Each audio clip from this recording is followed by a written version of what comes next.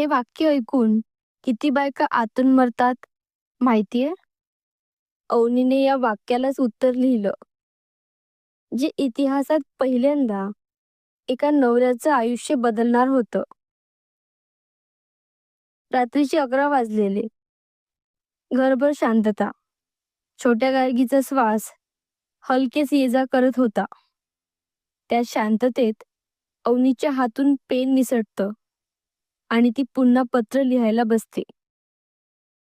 ती पत्राच्या पहिल्या ओळीत लिहिते, माननीय नवरा, आणि एवढं लिहिताच तिचे डोळे पाणावतात.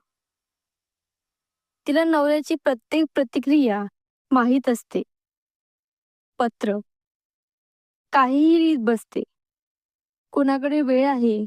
पूर्ण स्टोरी ऐकण्यासाठी रिलेटेड व्हिडिओ लिंकवर क्लिक करा. धन्यवाद.